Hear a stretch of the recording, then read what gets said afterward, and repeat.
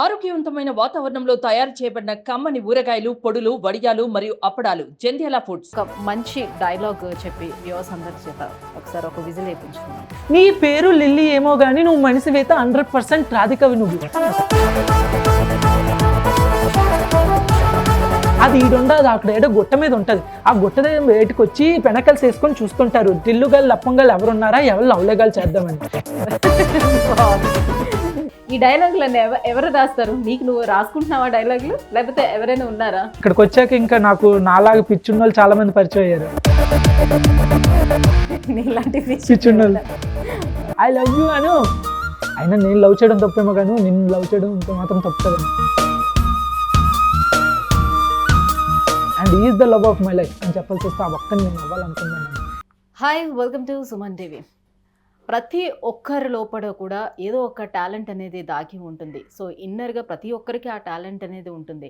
అయితే ఒకప్పుడు ఏంటంటే మనకు ఉన్నటువంటి టాలెంట్ని 10 మందికి చెప్పుకోవటానికి, చూపించడానికి అవకాశం ఉండేది కాదు. ఇప్పుడు సోషల్ మీడియా మానియా అనేది బాగా పెరిగిపోయిన తర్వాత మన లోపల ఉన్నటువంటి టాలెంట్ని ఇట్టే వితిన్ సెకండ్స్లో లక్షల మందికి చేరవేయగలిగినటువంటి అవకాశం ఇప్పుడు మనకు వచ్చింది. సో అలా చాలామంది సోషల్ మీడియా ద్వారా తమ టాలెంట్ని ప్రూవ్ చేసుకుంటూ బయటకు వస్తూ ఉన్నారు.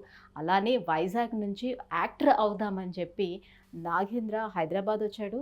At the same time so తనలో ఉన్నటువంటి ఆ టాలెంట్ని ఫస్ట్ ఆఫ్ ఆల్ 10 మందికి నేను చూపించుకోవాలి, ఆ తర్వాత నేను యాక్టింగ్ ఫీల్డ్లోకి ఎంటర్ అవ్వాలనే పట్టుదలతో వచ్చాడు. సో ఈరోజు నాస్టీ స్టార్ అనే పేరును కూడా సంపాదించుకున్న నాగేంద్ర ఈరోజు మనతో పాటు ఉన్నారు. Hello Nagendra. Hello madam. So ఎలా ఉన్నారు? బాగున్నా madam. So Nagendra, so Vizag నుంచి వచ్చేసారు మీరు? అవును మేడం. సో యాక్టర్ అవుదామని ప్యాషన్తో పిచ్చితో ఉన్నాం మేడం, వచ్చేసాం మేడం. ఎవరు ఎంకరేజ్ చేశారు? సో నువ్వు యాక్టర్ అవుదామని నువ్వు అనుకునేటప్పుడు నిన్ను ఎవరు ఎంకరేజ్ చేశారు? ఎవరు ఎంకరేజ్మెంట్ తోటి నువ్వు హైదరాబాద్? Parents madam. యాక్టర్ అవుదాం, స్క్రీన్ మీద చూద్దాం, నాకు ఎంతైతే ఉందో నాకంటే ఎక్కువ మా పేరెంట్స్కి ఎక్కువగా ఉంది. నేను ఏ చిన్న సాంగ్ చేసినా, షార్ట్ ఫిలిం చేసినా నాకంటే ఎక్కువగా వాళ్ళే సంతోషపడి చుట్టూ ఉన్న వాళ్ళకి మా అబ్బాయి ఈ సాంగ్ చేశాడు ఇలాగని చూపించుకొని గర్వపడేవారు. వాళ్ళ కోసమైనా సరే నేను స్క్రీన్ మీద కనిపించాలని చెప్పి వాళ్ళు ప్రోత్సహించడంతో నేను హైదరాబాద్ వరకు వచ్చాను. ఏం చదువుకున్నాను? డిగ్రీ ఫినిష్ అయింది. సో చిన్నప్పటి నుంచి ఏమైనా అట్లాంటి కరిక్యులర్ యాక్టివిటీస్లో అట్లా పార్టిసిపేట్ చేస్తూ వచ్చేవాడు స్కూల్లోని, కాలేజెస్లో? నాకు నా లైఫ్ సైకిల్ చూస్తే నాకే ఆశ్చర్యంగా ఉంటుంది మేడం. నా పక్కన ఉన్నవారితో ఫ్రెండ్స్తో కూడా నేను మాట్లాడేవాడిని కాదు మేడం. డిగ్రీలో అనుకోకుండా ఒక టిక్టాక్ రీల్ చేయడం అయ్యింది. బాగుంది, నువ్వు యాక్టర్ అవుతావు, చెయ్యి అని ఫ్రెండ్స్ ప్రోత్సహించడంతో అది యాక్టింగ్ మీద ప్యాషన్గా మారి, పిచ్చిగా మారి హైదరాబాద్ వరకు వచ్చి ట్రై చేసి అంతలా మార్చింది మేడం. నాకు నిజంగా టిక్టాక్ అనేది ఎంత మంది జీవితాన్ని మార్చేసింది కదా. చాలా మంది మేడం, నా లైఫ్ని కూడా మార్చింది. సో టిక్టాక్ వచ్చిన తర్వాతే ప్రతి ఒక్క టాలెంట్ కూడా బయటకు వచ్చినట్టుగా అనిపించింది కదా. ఇప్పుడు సోషల్ మీడియా, టిక్టాక్ ఇలాంటివి రావడం వల్ల చాలా మంది ప్రూవ్ చేసుకోగలుగుతున్నారు వాళ్ళ ఉన్న టాలెంట్ని. చాలా యూజ్ అవుతుంది. టిక్టాక్ ని బ్యాన్ చేస్తే అనిపించలేదు? బాధేసింది మేడం. తర్వాత ఇన్స్టాగ్రామ్ వచ్చింది కదా మేడం, సర్దుకుపోయారు అలా. సో ఎట్లా మరి నువ్వు హైదరాబాద్ వచ్చిన తర్వాత నెక్స్ట్ ఈ ఈవెంట్స్లోని వీటిల్లోనే నువ్వు డైలాగ్స్ చెప్పడానికి ఎట్లా నీకు ఛాన్స్ దొరికింది? నాకు ఫస్ట్ ఈవెంట్లో అయితే మేడం వైజాగ్లో సీతారామం అనే ప్రీ రిలీజ్ ఈవెంట్కి టికెట్లు నేను అనుకోకుండా యూట్యూబ్ స్క్రోల్ చేస్తుంటే టికెట్స్ అవైలబుల్ అని వచ్చింది. టికెట్ బుక్ చేయడం జరిగింది, ఈవెంట్కి వెళ్ళడం జరిగింది. అనుకోకుండా ఆ రోజు నాకు మైక్ రావడం జరిగింది. నేను డైలాగ్ చెప్పాను, తర్వాత స్టేజ్ మీదకి వెళ్ళి దుల్కర్ సల్మాన్ సార్ గురించి స్పీచ్ ఇచ్చాను, డ్యాన్స్ వేసాను. ఆ రోజు నాకంటే మా అమ్మ వాళ్ళు, నా చుట్టుపక్కల ఉన్న వాళ్ళు నువ్వు స్టేజ్ మీదకి కూడా ఎక్కువ మైక్ పట్టుకొని మాట్లాడు అని చెప్పి ప్రోత్సహించారు అని ఎంకరేజ్ చేసి ప్రోత్సహించారు మేడం. ఇంకా హైదరాబాద్ వచ్చాక కూడా ఇక్కడ ఎక్కువ ఈవెంట్స్ జరుగుతాయి వైజాగ్ అంటే.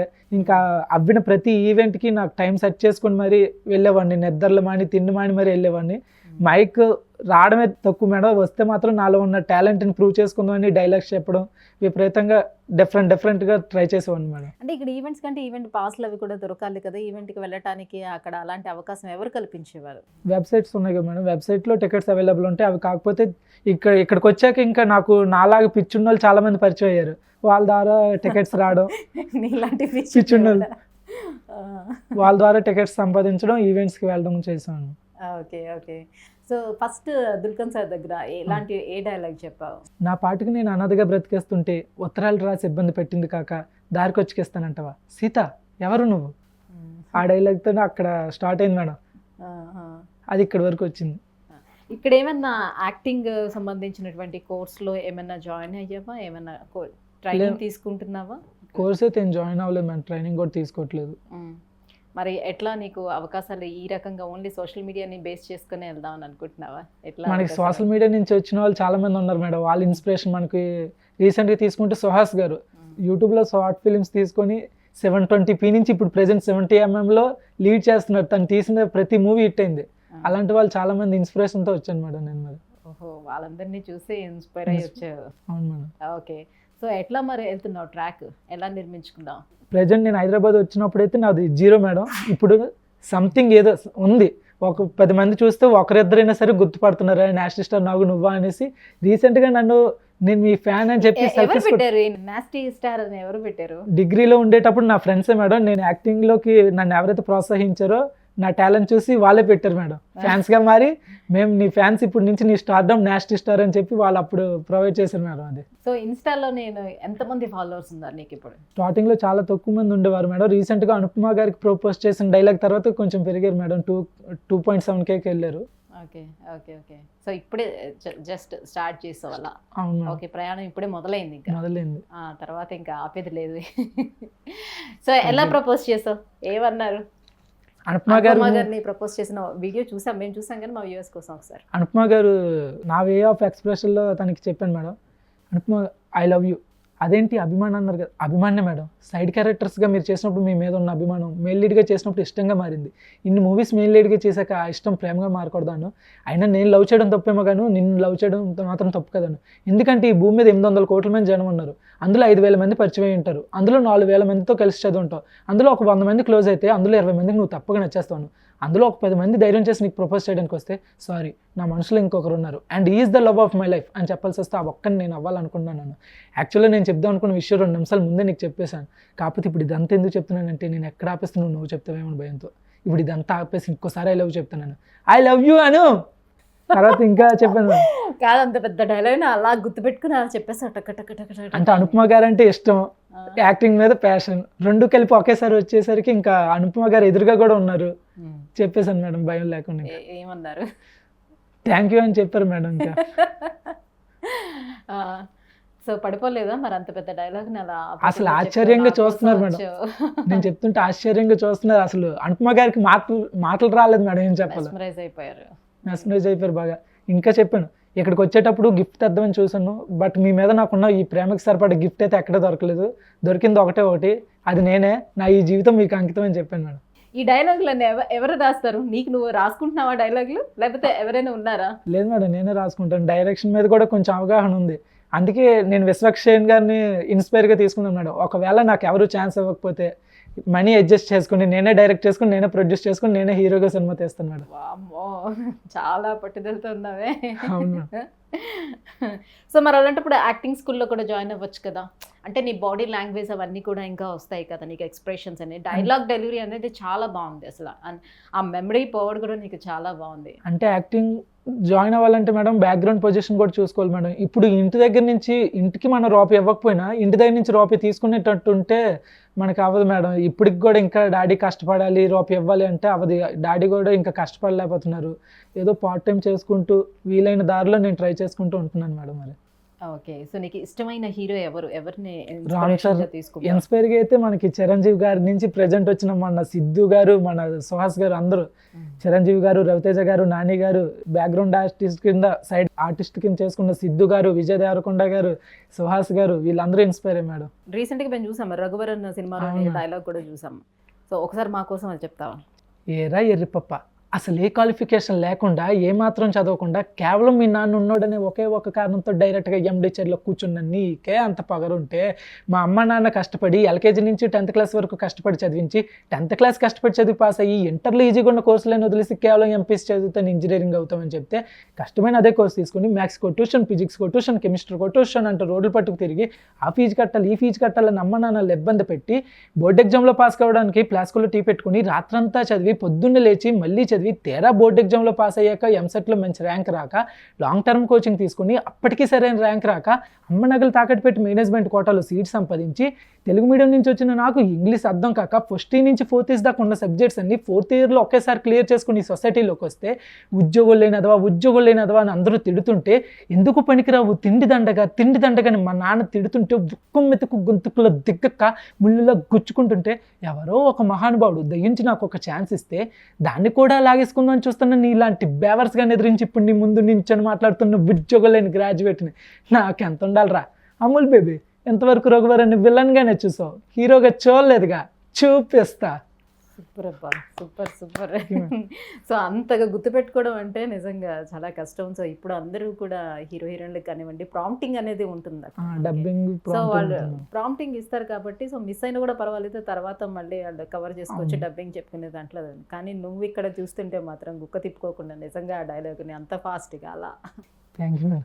సో ఇన్ని ఈవెంట్స్కి తిరుగుతున్నావు కదా, సో చాలామంది సినిమా వాళ్ళు కూడా పరిచయం అవుతూ ఉంటారు కదా, సో ఎవరి దగ్గర నుంచి ఎలాంటి ఆపర్చునిటీస్ ఏమి రాలేదమ్మా? రీసెంట్గా మన నాన్నగారు డైలాగ్ చెప్పినప్పుడు కూడా వింధ్య గారు అంటే నేను చాలామంది యాంకర్స్తో మాట్లాడాను మేడం, చాలామంది నన్ను రికగ్నైజేషన్ చేశారు.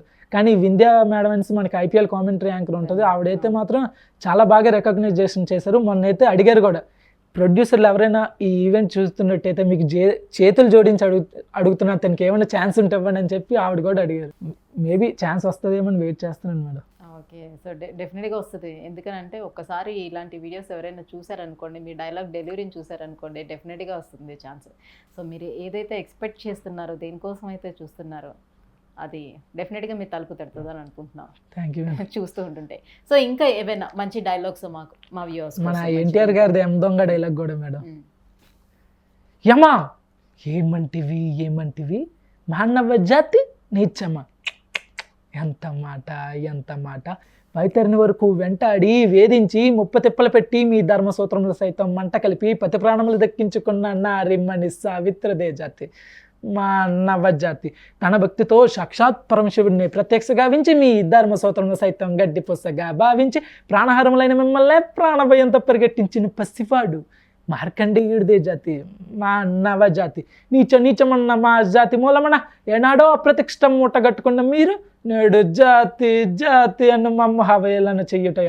ఎంత వివేకము, ఎంత అజ్ఞానము, ఎంత సంస్కారము. నేటి నుంచి దేవుడు అధికుడు నర్మడు అదముడు అన్న కించభావంని కూకుటి వేలతో సైతం ప్రకలించి వేసుట.